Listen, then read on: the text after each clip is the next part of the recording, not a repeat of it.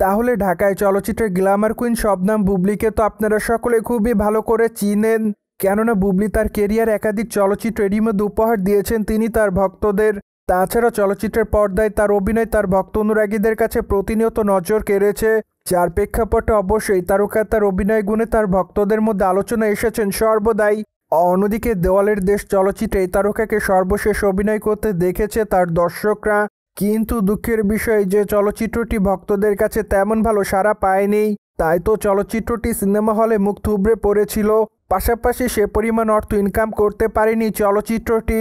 ঠিক তারপর থেকে অবশ্য নির্মাতা মোহাম্মদ ইকবাল তার চলচ্চিত্র থেকে বুবলীকে বাদ দেন, কেননা নির্মাতা দাবি করেন যে বুবলী ঠিকমতো চলচ্চিত্রের কাজ করে না, পাশাপাশি চলচ্চিত্রের মুক্তির সময় তারকাকে পাশে পাওয়া যায় না, তাই তো নির্মাতা মোহাম্মদ ইকবাল তার চলচ্চিত্র থেকে বাদ দিয়েছিলেন এই তারকাকে।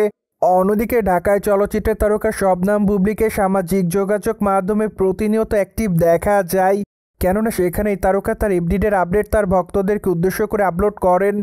যাই হোক, মাঝে মাঝে বোল্ড অবতারে ধরা দিয়ে আলোচনায় থাকেন এই তারকা। সেই ধারাবাহিকতায় সম্প্রতি এই তারকা তার ইনস্টাগ্রাম হ্যান্ডেলে অনেকগুলো ছবি আপলোড করেছেন। যাই হোক, তার প্রকাশ করা ছবিতে দেখা যায় অফ শোল্ডার গাউন পরে ক্যামেরার সামনে খোলামেলা চুলে ধরা দেয় এই তারকা। তাই তো অবশ্য এরই মধ্যে তার রূপের প্রতি কাবু হয় তার ভক্তরা, যার জন্য অবশ্য তার প্রকাশ করা ছবির কমেন্ট বক্সে অনেকে তাকে মাই লাভ বলে দাবি করেন, পাশাপাশি অনেকে আবার তাকে আগুনের ইমোজি দেয়। তাছাড়া অনেকে আবার তাকে লাভলি লিখেছে, কেউ কেউ আবার তাকে অ্যামেজিং লিখেছে, অনেকে আবার তাকে প্রিটিগাল বলে দাবি করেন।